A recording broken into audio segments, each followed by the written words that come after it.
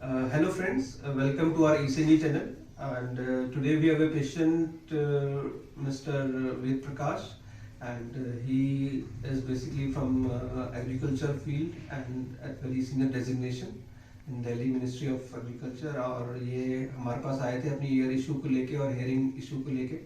जब हमने इनको एग्जामिन किया तो देखा इनके कान में काफ़ी बड़ा छेद है। इन्होंने पहले से ही हमारे काफ़ी वीडियोस देखे हुए थे, तो उनको थोड़ा सा आइडिया था हमारी टेक्निक के बारे में। तो हमने इनको समझाया कि this technique will really help you out in your hearing also and losing your ear drum. तो इन्होंने इमीडिएटली ही सेड कि if it is so without surgery तो विल गो फॉर इट, और इन्होंने अपना ट्रीटमेंट लिया और आज इनका ईयर ड्रम बिल्कुल ठीक हो गया and hearing is also restored a lot. और बाकी अपना experience mister Ved Prakash share करना चाहेंगे आप लोगों के साथ। मिस्टर वेद प्रकाश। डॉक्टर साहब नमस्कार। मैं आपका जो है धन्यवाद करना चाहूँगा कि आपने जो है लगभग 3 महीने से पहले ही मेरा जो है ईयर ड्रम को पूरा रिपेयर कर दिया। और जो है अब आपने जैसे फोटोग्राफ में दिखाया कि जो है वो पूरी तरह हील हो चुका है, और आगे जो भी आपकी एडवाइस होगी उसको मैं फॉलो करूँगा। और ये प्रॉब्लम एक्चुअली मेरे को पहले से थी, बचपन में भी कान में कई बार जो है प्रॉब्लम आती थी, और गांव में थे तो कोई कभी ध्यान नहीं दिया। 8-9 साल पहले एक बार इन्फेक्शन हुआ था कान में। फ्रीक्वेंट हमारी टूरिंग भी होती थी, तो एक बार कान में इन्फेक्शन हुआ, उससे डिस्चार्ज भी निकला। डॉक्टर ईएनटी स्पेशलिस्ट को दिखाया तो उन्होंने जो है कहा कि जो है ये आपका इन्फेक्शन तो ठीक हो गया, वो बोले आपके कान में थोड़ा सा छेद है, तो वो जो है 2-3 महीने में अपने आप ठीक हो जाएगा, आप जो है 2-3 महीने बाद दिखाना। तो फिर मैंने इग्नोर किया, मैंने दिखाया नहीं। तो अभी मेरे को कुछ दिन से जो है मैं महसूस कर रहा था कि हियरिंग लॉस मेरे को थोड़ा है, क्योंकि फ़ोन वगैरह कॉल आती थी तो इस कान से उठाता था तो मुझे महसूस होता था कि शायद कुछ हियरिंग लॉस है। तो फिर मैंने दोबारा से फिर ईएनटी स्पेशलिस्ट को दिखाया। जो है मैं सीजीएचएस बेनिफिशियरी हूँ, मैं वहाँ गया तो हॉस्पिटल में, तो डॉक्टर ने कहा कि आपके कान में जो है छेद है। दोनों कान के पर्दे चेक किए और उन्होंने कहा कि आपको सर्जरी करवानी पड़ेगी। और एज को देखते हुए, क्योंकि मेरी एज 60+ हो गई है, तो उन्होंने कहा कि आप चाहो तो सर्जरी ना भी करवाओ, क्योंकि ज़रूरी नहीं कि सर्जरी से आपका पूरा ठीक हो जाए। और फिर जो है उन्होंने कहा कि आप मशीन लगवा लीजिए, हियरिंग एड। तो मैं उस पर फिर नेट पे जो है देखने लगा कि क्या क्या ट्रीटमेंट ऑप्शंस अवेलेबल हैं, क्या कुछ है।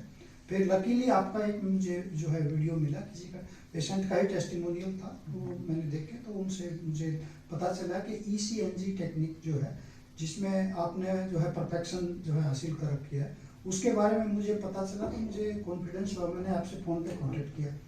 आपने कहा कि आप आ जाइए। जो मैंने दिखाया तो आपने दोनों कान के पर्दे देखे और कहा कि एक कान के में काफ़ी बड़ा छेद है। तो फिर जो है आपने बताया कि ECNG टेक्निक है, इससे 99.9% आपके चांसेस हैं कि पूरा आपका जो छेद है पर्दे में, जो परफोरेशन है, वो ठीक हो जाएगी कम्प्लीटली। तो फिर मैंने अपनी फैमिली से डिस्कस किया, तो फैमिली मेम्बर्स भी बोले कि ठीक है, जब सर्जरी की कॉम्प्लिकेशंस ज़्यादा हैं तो we should go for this ECNG technique. तो आपने सेम डे आपने जो है इलाज शुरू किया। और आपका जो स्टाइल था, और जैसे जैसे आपने कहा कि वीक में 2 बार आपको आना पड़ेगा, और जो है ये पेनलेस टेक्निक है। और मैं तो कहता हूँ कि बहुत सी पॉपुलेशन, खास करके गांव में, तो मैंने ऑब्जर्व किया है कि बहुत बच्चों के और बड़ों के भी जो है कान में और बहुत ज़्यादा दिक्कतें रहती हैं, खास करके परफोरेशन जो जो जो छेद वाली जो प्रॉब्लम है, ये तो बहुत से परफोरेशन कॉमन है, बहुत लोगों में कॉमन है ये। और लोगों को पता नहीं है कि भाई ये ECNG टेक्निक से जो है विदाउट सर्जरी, और लोग जो है क्योंकि छेद तो रहता है, हियरिंग लॉस भी रहता है कान में, क्योंकि कोई प्रॉब्लम होती नहीं तो वो कंटिन्यू मेरी तरह चलते रहते हैं सालों साल। लेकिन क्योंकि ये है रिस्की, क्योंकि जब छेद है तो उसमें कभी भी इन्फेक्शन हो सकता है और उसकी कॉम्प्लिकेशन ज़्यादा हो सकती है, तो कंप्लीट हियरिंग लॉस भी हो सकता है। मैंने काफ़ी लिटरेचर भी पढ़ा उसके बाद।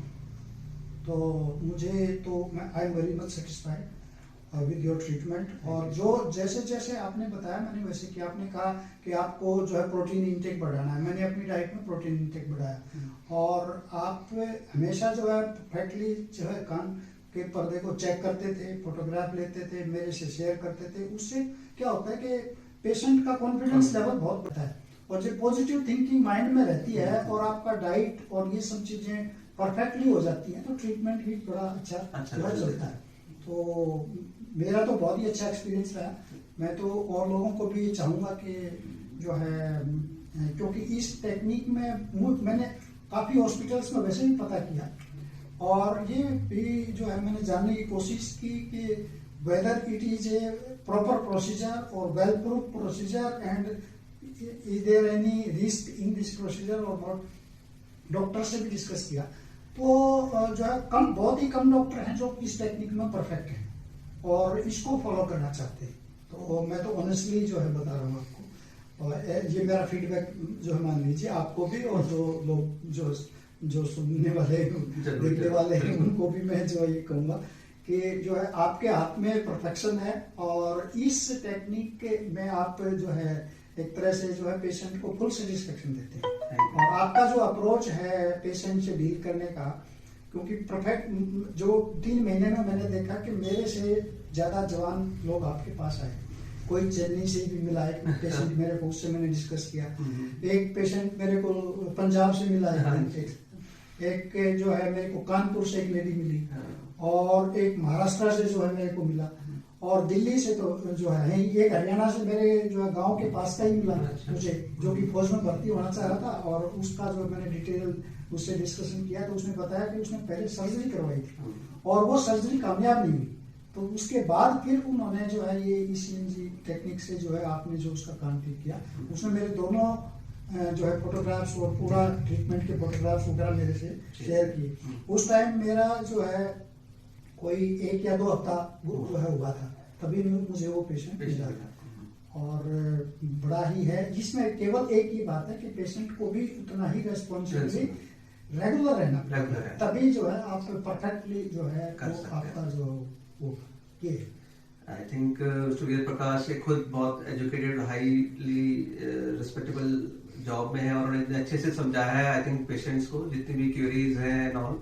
और एक बात और मैं कहना चाहूंगा कि दिस टेक्निक में कोई एज बार नहीं है, इसमें ओल्ड एज भी करा सकते हैं, यंग भी करा सकते हैं, बच्चे भी करा सकते हैं। ये एक बेनिफिट है इसमें। कोई कई बार क्या होता है ओल्ड एज में we don't want to take risk with surgery because surgery में एनेस्थीसिया होता है, there are other complications also which we want to avoid in old as.